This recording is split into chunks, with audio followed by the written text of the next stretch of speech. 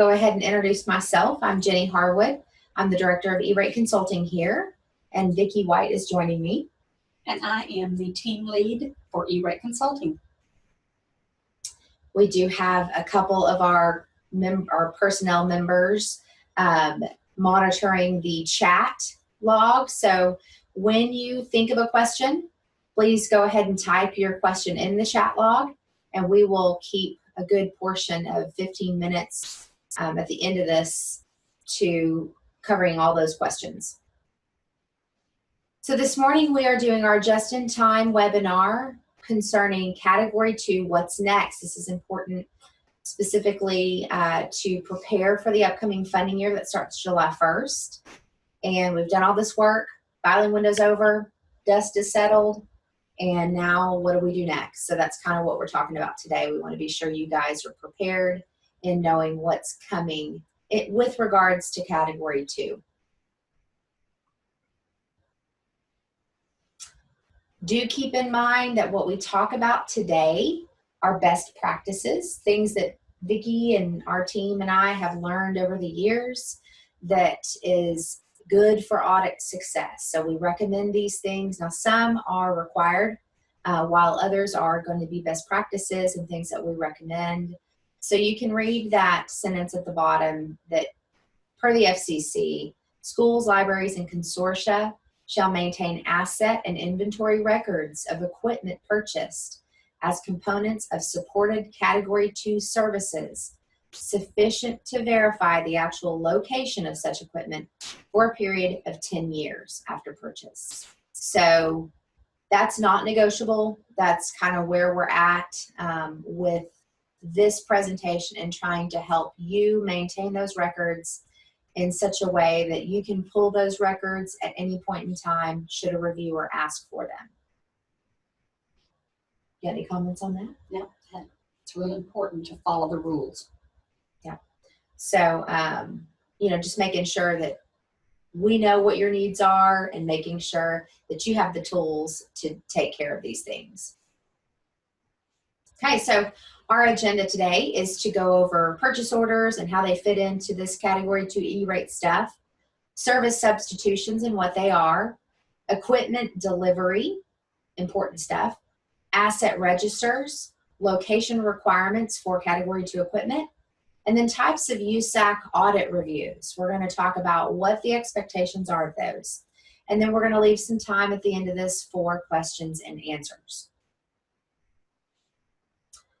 Okay, so purchase orders. I think everybody knows what they are. However, they're very important with E-rate documentation, for E-rate documentation. So you want to be sure that your PO is issued once your funding is committed, unless you intend to purchase the equipment without E-rate funds. So if your district has the capital to purchase equipment for the upcoming school year for a new campus, for example, you can purchase that equipment as early as April 1st.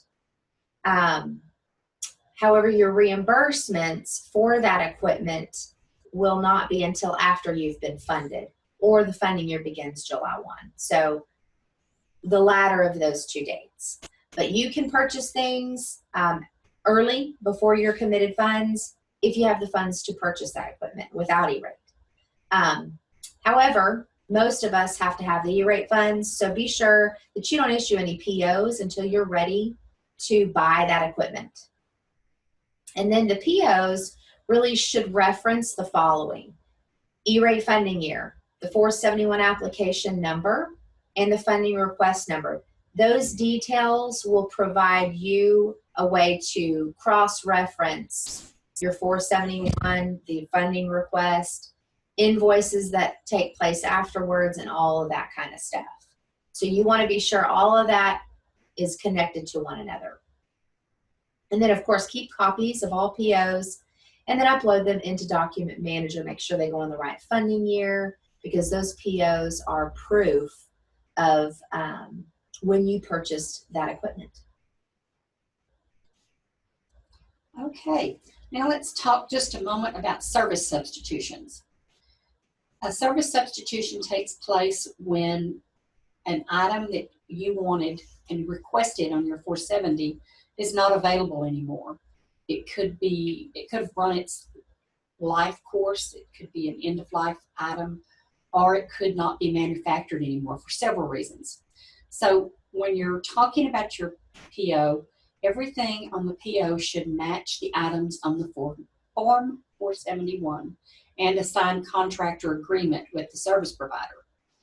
If any of those items change on the PO from the contract, they have to meet certain criteria to be eligible to request a service substitution. It must be functionally equivalent to the original item. It does not violate a contract, a state, or local law. It does not increase the percentage of the ineligibles. And it must be within the scope of the establishing Form 470 and an RFP if that's applicable.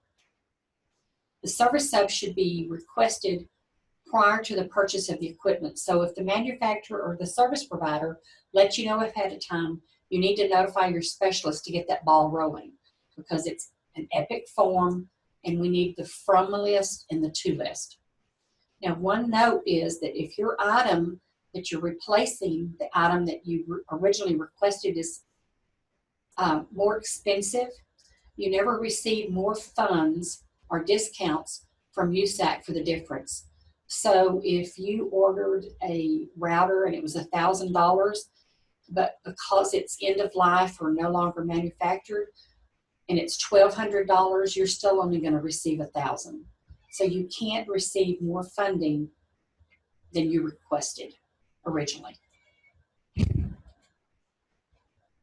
Good point. I mean, some of that stuff should be roughly the same dollar amount, Yes. because if it's replacing something, but we have seen some of that equipment be more expensive. Right. Or, there were options for after end of life. There are options tier 1, tier 2, tier 3, and the applicant wants to go with tier 3 and pay the difference out of pocket. That's your choice to do as well. So, and a lot of times, if you're funded later in the year, that's when it's more likely you might need a service sub. yes. Yeah, if 18 months or 12 months has gone by, the service sub is definitely is something that might happen. So, yes. Okay, so equipment delivery. This is important because this is proof of when you received services, when services began for Category 2. So when the items are delivered, when they're shipped to you, when you get that parcel, you want to make sure that you look in at the contents of that parcel and make sure that the delivery slip matches the physical items in there. And I would even furthermore match it up with what the PO says. So if the PO says you should be getting 10 items, you want to be sure that that shipment and the delivery slip references those 10 items from the PO. Keep all delivery slips. That's all proof and documentation that must be maintained for 10 years. If you can, upload those into Document Manager, because we do need delivery slips if we're audited. So those things have to be produced within 10 to 15 days approximately. Delivery slips serve as your proof of service date, service start date. So for C2 equipment. So the date that equipment arrives on your campus is the service start date for that C2 equipment. So it cannot be before April 1st. It has to be after April 1st, and it has to be before either June 30th or September 30th. You actually have until September 30th at the end of the funding year to install C2 equipment. But your contract would need to determine and spell out your start and end date. We usually recommend contracts to allow you the September 30th end date. So depending on your contract would depend on when you needed to, the latest date you could order those services. Order and install those services. So your delivery slip, you may want to write on there, I'd keep one clean copy, and then on another copy, maybe write out E-rate funding year, application number, and funding request number or numbers. I'll let you talk about that in a minute. And then you can just jot those down. That way you're, again, connecting those dots back to the PO into the funding request. Yeah, we're talking about funding request, multiple funding requests.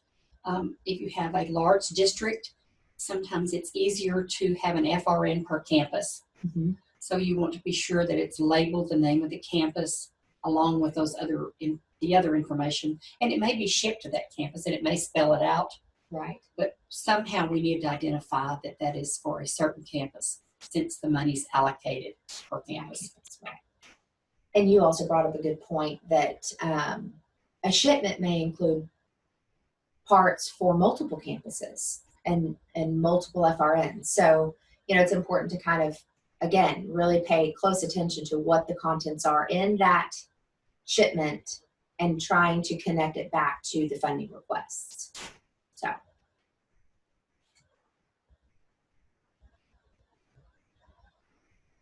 Okay, asset labeling.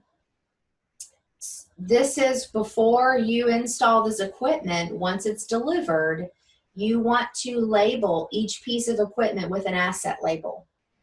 Some business offices, some districts have a process that they do, and they implement all the assets of the district. So you may want to check with your business office to find out what your process is.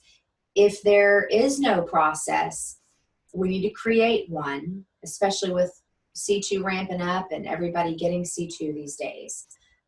Making sure that you've got some kind of asset labeling and register that connect to one another when you buy new equipment with E-rate funds.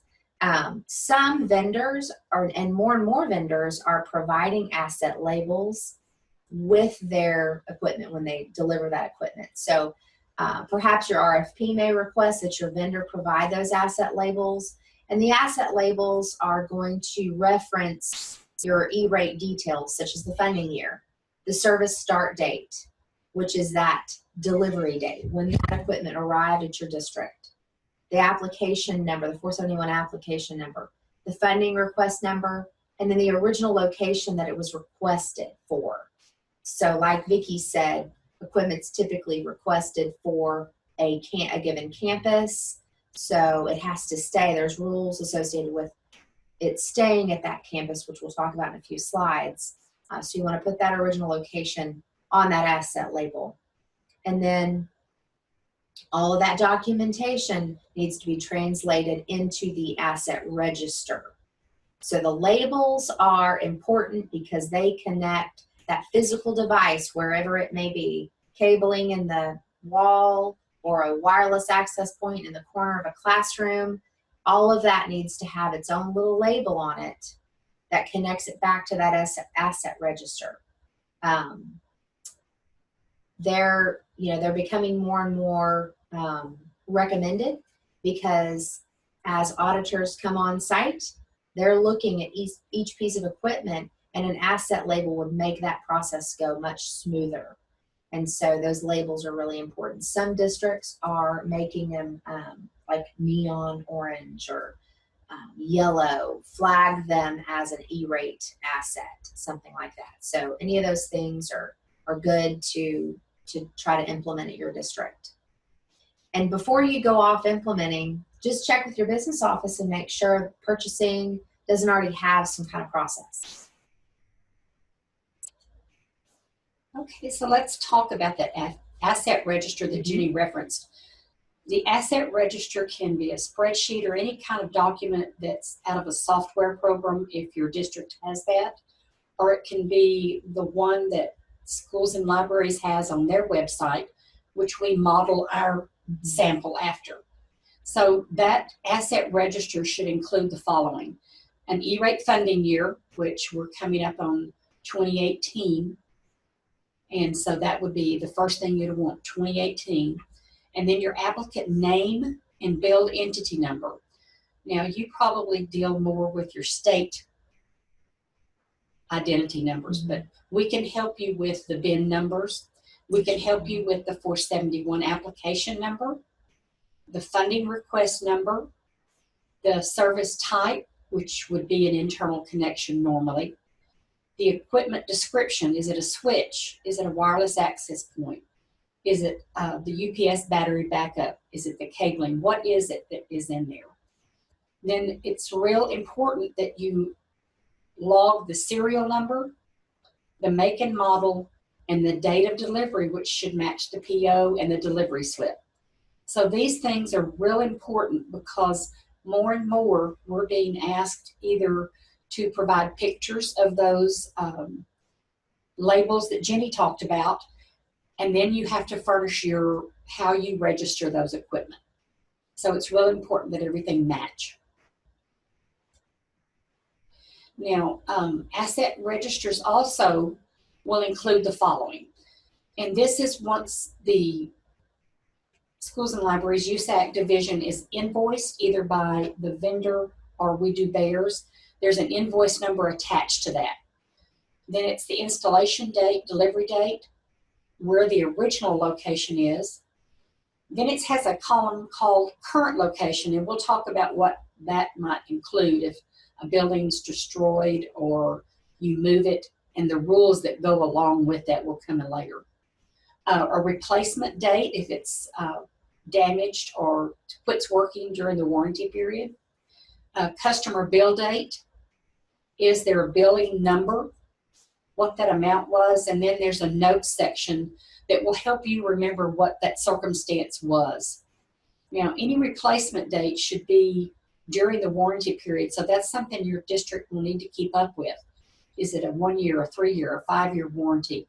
And so it has to match and be in that. So keep good records of the replacement date and the new serial number and everything that goes along with that. It should get its own line item. Yes, because it's a new part. It is a new serial number.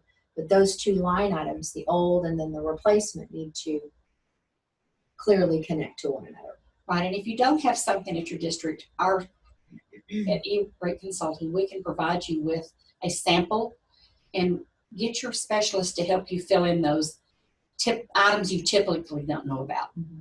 And we'll help you fill that form out. Okay, so Vicki talked about the original location for the equipment and then the current location. Current location just means if it's been transferred. So let's talk about the guidelines and the requirements of an equipment transfer. It has to stay in its original location for 3 years from the date of purchase. So if you requested 20 WAPs for your elementary campus, those WAPs need to stay put for 3 years from the date of purchase. After 3 years, they can be transferred to another eligible entity within the district. Okay, so I put associated with that bin, any other entity in your district that's eligible for E-Rate, you can move that equipment to after 3 years.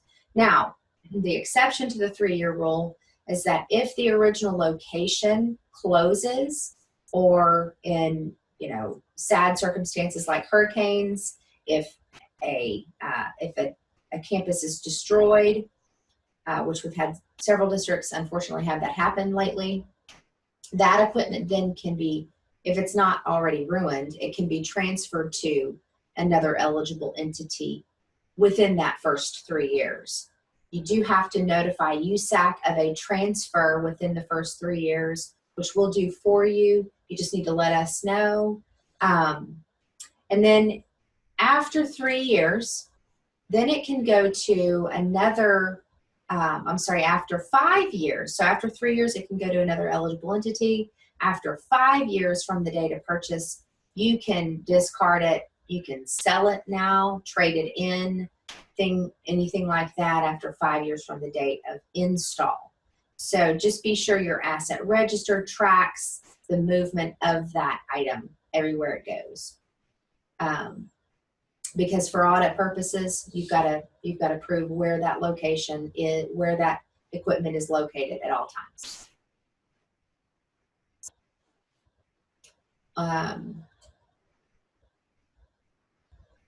If you stay within those guidelines, moving it after 3 years and then selling it after 5, you don't have to notify USAC, but you'll just want to make note of it in your asset register.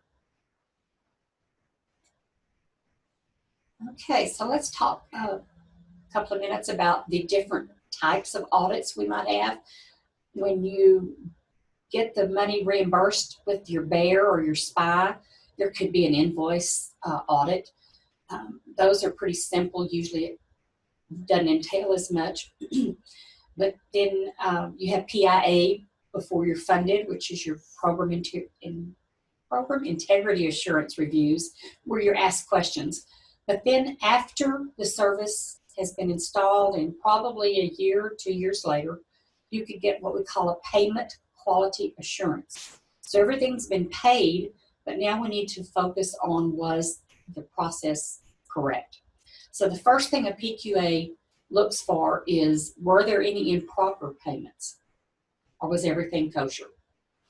We want to ensure payments made to E-rate applicants were in accordance with all FCC rules. USAC issues a PQ email including the payment under review. So it typically is for one FRN. If it's more than one FRN, you'll get more than one PQA. So they will send an email, and there's detailed instructions on how to respond and how to submit the documentation that you're required. Those might be a lot. It's typically a minimum of 13 items. Some may apply to the district, some may not. It may apply to a library or a non-public entity. So we would just skip those items, but it's typically at least 13 items that you could be asked to submit. And that includes copies of contracts, copies of all the bills, all the proof of payment. So that's one reason when we're asking you several times during the year, did you upload your bills and your proof of payment into our document manager? That way, when we get this, we'll say, oh, well, this district's already uploaded all that. We don't have to bother them. Because there are some items that we don't have access to that we do have to ask you for. You have to notify the PQA person, the reviewer, that you have that within 2 days. So 2 days from the date the letter's received, be sure that your specialist is copied. If not, then you need to be sure that's forwarded immediately to the specialist. And then those items have to be answered within 10 business days. So it's a very quick turnaround, and depending on if you have a bill or an FRN for Category 1 services and you get 6 or 7 bills, you can see that that could take a long time. Category 2, you have to flush out and make sure everything was installed, make sure all the ineligibles were taken out. There's a lot of information to flush out and make sure we get it back to PQA in time. So that's 10 business days. Now, so we've already talked about all the documentation showing proof.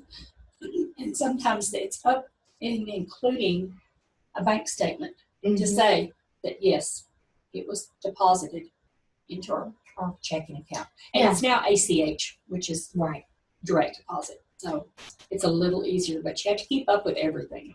And if your district pays bills by credit card, you have to have credit card statements. And if they pay bills with checks, then you have to have a copy of that canceled check, the front and back of that check. So there's different proofs of payment that you have to produce. But you have to show that you paid, because a program rule is that you paid your non-discounted share, and that's exactly what they're verifying. So, yeah, I mean, it can get, I've seen where we've had to do file transfers because there's been so many documents that we've had to produce in response to a PQA. So PQAs typically are just an outreach and remotely handled. So you just email it, or we've had to do Google Drives, a couple of different other ways to get them the data. So it's handled remotely, so they don't come on site on this one typically. Anything is possible. I can't say never, but because we see strange things all the time, like what's that PQA in lieu of a site visit? Is that what that is? Sometimes. So we just received those lately. Yeah, lately they'll call and say, we need documentation that all the information was installed, and we need to go have you make pictures of certain items. in the asset register and identify it. So diagrams you keep that show the location, all that stuff can be put in our document manager or kept locally so that you have it ready to give us. Yes, that's very helpful for any kind of audit review, for sure. And selective review, perhaps, before it even gets to an audit. A selective review may even ask for those kinds of things. Correct. So you just never know when you'll need it. All right, and a BCAP is the second type of audit, and it's more broad audit from a PQA. PQA is really focusing on payments, whereas a BCAP, a beneficiary and contributor audit program, is more focused on program rules and program compliance in a broader sense. They want to make sure that you follow the program rules with competitive bidding, that you've done all, SIPA compliance, tech plan from prior to 2014, all of that stuff, that all of that has been fully complied with. And the only way you can prove that you've been in compliance with those things is by documentation. So BCAPs are random or targeted depending on if you have had an issue in the past. It's really no surprise if you've had a selective review before and they found something that you needed to pay back on. There should be no surprise that maybe the next subsequent year or 2 years, you'll have another one and potentially a BCAP. So, but they can be random. They're not necessarily an indication of a problem. They're just digging into details because USAC has a quota, so to speak, with the FCC to give them data on a quarterly basis on if there were any improper payments, they have to record that and to submit that to the FCC. So they have accountability there. BCAPs can be performed by USAC staff, FCC staff, oftentimes the Office of Inspector General or OIG's office, other federal agencies, or a third-party audit firm that they've contracted with. So they can be conducted remotely, or they can involve site visits from the auditors. So we've seen them both ways. Typically, it does involve a site visit, however. They will send an announcement letter to the applicant that will give you the purpose and the scope of what they're looking at in the audit. They'll announce who will be showing up, the personnel that will be involved in the audit itself, and then the information and date of when they will require the documentation to be due. So this is typically done 2 to 3 weeks before the audit is due. If you get an announcement from any type of FCC staffer or USAC that regards any kind of audit, E-rate anything, and you're not sure who it is, always check with your specialist. If it sounds peculiar to you, get it to us. We'll do a little research and make sure that it's bona fide and that there's something that we need to be responding to. And then the auditors are following a checklist. So I've provided a URL link to that checklist so you can see as broad as they get in this BCAP. And these are good things to look at to make sure you know what's going to be requested of you at any given point. And anybody is susceptible to a BCAP if you're getting E-rate loans. So just be prepared at all times. We have an add-on service, don't we? That we do, yeah. We'll come on site to your district if you want us to, and we will take an in-depth review and analysis of your E-rate processes and your E-rate documentation. And we use that checklist, and we'll go through it like we're auditors and make sure that everything checks out and that you've got documentation to prove compliance. It is a separate service from E-rate Works, but it is something that several districts have called us on. We'll come out and do that for you. Let me know if you're interested in that. But this is a big deal, so be sure that you're ready for audit success, and we want to help you do that. So communicate with your specialist, communicate with Vicki and myself about your needs. Anytime you get an inquiry from a reviewer and your specialist is not copied, immediately forward that to them. It's very important that they get involved from the beginning, because that's what you pay us to do. They've got the knowledge, they've got the documentation, hopefully, and they can answer that in a timely fashion. So that's not to say they don't need to come to you for certain information, but we'll do our best to get those answers prepared without too much undue stress on you. So, any other things about audits that you can think of? I mean, we are seeing more and more. In fact, we got two calls this last week. We do site visits. They're doing site visits down in, from what I understand, the Houston area. So 2 of our clients down there are getting site visits. And, we don't see that there's been any issue. They just want to come walk the campuses and look at that equipment. So we're getting prepared for that. And we feel pretty good about it. We feel like the documentation's there and everything's where it needs to be, but it's still nerve-wracking. Yes. When somebody's going to look at that. So, all right. Well, that concludes our slides. We have recorded this training, so it will be available in the next couple of days in our E-Rate Works database in the links tab. We'll also be sure to email you the slide deck from today, as well as any of the resource documents we've talked about today. And we'll do that this afternoon.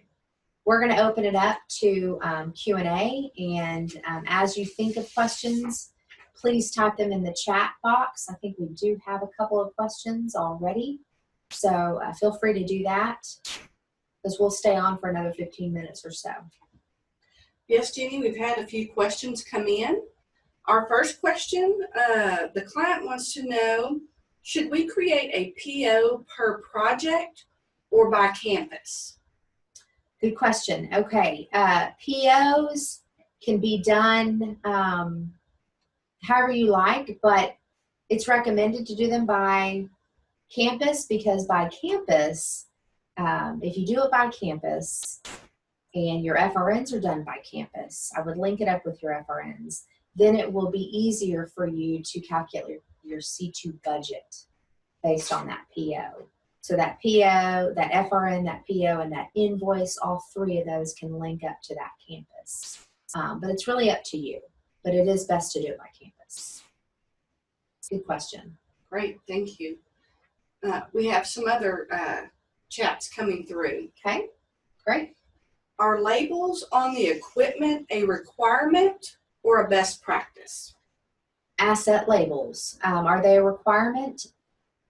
I don't believe they're written in the FCC rules. However, they're highly recommended, because I'll tell you right now, the auditors are looking at those labels, and an audit goes much smoother if you've got those labels on that equipment and they can link it back to your asset register. So I don't believe they're required, but they're certainly a good idea. They'll make an audit go much quicker and better. Okay. We have a couple more questions. This one is asking, well, all questions are good. They say this may be a very elementary question, but they have trouble connecting their Form 471 numbers, their FRNs, with their POs. Okay. Where can I go to find my list of 471s and FRNs? Great question. Your specialist every specialist in my office has a spreadsheet of all of your funding requests and how they connect to everything. So your specialist, get with them. They will provide you with that documentation, and they will even help you link up the POs. So definitely get with your specialist. Great. Okay, another question. You mentioned that PQA request service provider bills that shows proof that discounts were received. Mm-hmm. Does this mean that this request is only if you chose discounted billing? Mm-hmm. No. Go ahead. You'll get them for bears as well. So if you ask for a reimbursement to your district, we can also get that same audit. Right. It applies to any type of invoice, bear or SPI. PQA applies to any reimbursement, whether it be service provider or applicant. Now, I will say that because it's an applicant program, because the applicant receives the funding, if there's something wrong with a SPI bill, the applicant has to pay it back. That, unfortunately, it's applicant beware. So it all comes back to the applicant. So making sure your discounted bills are accurate from the get-go is a really important thing. And if you're uploading them into Document Manager, then we can look at that as well, those invoices. Great. These questions are good. Y'all keep sending them in. We've got another question here wanting to know, how long should an asset register for an obsolete part be kept? Great question. I love it. All documentation for C2 must be kept from 10 years from the last date of service. So September 30th typically. So 10 years after that, everything has to be kept. So if I buy something now, Mhm. I need to keep it till 2029 because it ends September 30th. Of 2019. Okay. Yes, ma'am. 10 years from the last date of service. Great. We've got another question that came in. Delivery slips are very difficult for us. Most of the time, the vendor we have on the PO is actually purchasing from another vendor. When the delivery comes to, none of our info, PO number, FRN, etc. is listed on the delivery slip. We have no control of that. Also, deliveries happen in the field and we rarely get copies of them. How much of an issue will this create if and when audited? It could potentially be a big issue. So I would suggest the field personnel that are taking the deliveries keep those delivery slips and get them back to the technology department at some point. And then what you might be able to do with linking them up to the PO and the FRN, you might be able to contact the manufacturer to find out, if the PO was issued to the manufacturer, maybe they could help link that up. There is some onus on the service provider to keep track of assets as well for the school district. So because they're the selling agent, so they have a requirement to keep records as well for 10 years. So maybe it could be a partnership with you and the manufacturer to help link that stuff up. But I certainly think that the delivery slips need to make it back to technology. Definitely. I mean, that's proof of when you received services. That's the only way you can prove that services began for C2 is that delivery slip. So I would try to modify that process immediately. Okay.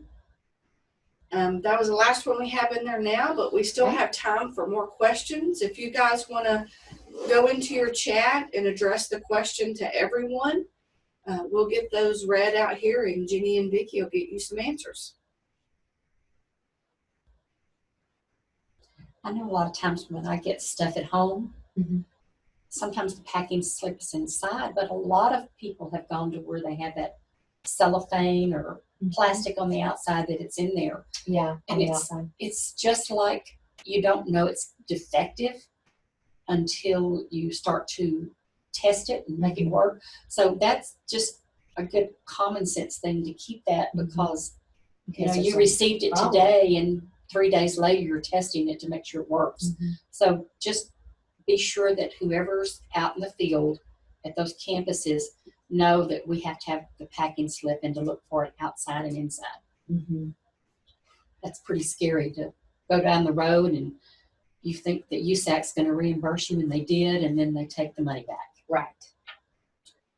I mean, perhaps if you didn't keep the delivery slip, so you can't go back in time, but perhaps that service provider As a tracking form. has a tracking. You can get that tracking form. So there's maybe other ways around it.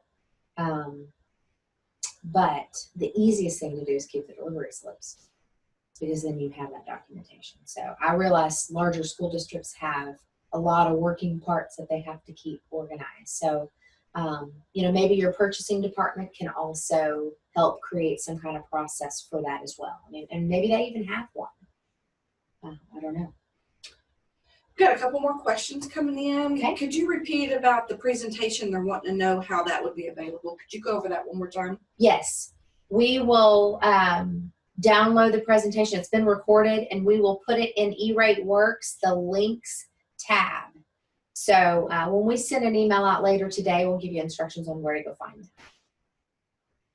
And they're asking if you could just, let me see if I read this correctly. Could you not just handwrite the PO and FRN and 471 number on the delivery slip once you check the delivery slip as the equipment, as to the equipment you requested? Absolutely. Definitely do that. Yeah, handwriting is fine because it's not going to be on there. So you'll have to actually handwrite that or put some note on it. We still have a few more minutes. If you want to send in a question, now's your chance to speak to the experts. Do we know what our next topic is? I don't know. No. But we try to make, all the topics timely and relevant for that time of the year. So we'll put our heads together and figure out what's next. The reason we thought about this, the reason we thought about this is, unlike the last 2 years, we are already seeing clients wave ready. Mm-hmm. So that C2 could come up if your contract allows it for April 1st. You've already got PIA on Yes, C2. C2 just got one this week. So those could be funded soon. Mm-hmm. And if you don't have to wait on E-rate money or the FCDL, you're going to go ahead with the project. As Jenny stated earlier, you've got the capital. Then these things will be important. And we will furnish you with those spreadsheets, samples, and instructions. All right, we got a couple more questions that came in. Great. They're wanting to know, can a PO be inputted now for Category 2? Yeah, it sure can. A PO can be issued on or after April 1st. And just know that unless you've been funded, if you issue a PO before you've been funded, that's the green light to the service provider, ship me my stuff. So just be sure you have the money available to pay that out of pocket. And reimbursements won't take place till after July 1st. Right. Or the funding commitment decision letter, whichever is later. You have to have that as well. Mm-hmm. So, yes, you can do POs now. We have another question. Can we have Category 2 added to hardware that is part of a bond? Yes. You can, so purchasing hardware with Category 2 E-rate funds and bond money, you can do both. If I'm understanding that question correctly. I hope I read it correctly. You always want to check the eligible services list Mm-hmm. for the information for the items you need, because your bond might be specific about a server, because servers are no longer eligible. Right. And those are usually pretty expensive. So there are items that aren't E-rate eligible. So you can strategically look at what E-rate would cover, Right. and maybe bond would cover. You're saying bond would cover things not covered by E-rate. Right. That's a great point. So Like and security user systems. devices, or cameras. And that's becoming Yeah. really important. Absolutely. Yeah. Okay, I've got another question. Should you make sure your Category 2 contract allows for an early installation date before July 1st before issuing a PO? Yes. You want to answer that? Yes, everything ties back to the agreement you have with the service provider or the installation provider. Everything has to relate back to that. So we encourage contracts or agreements to say April 1 through September 30th of the following year, so that anything can take place during that time.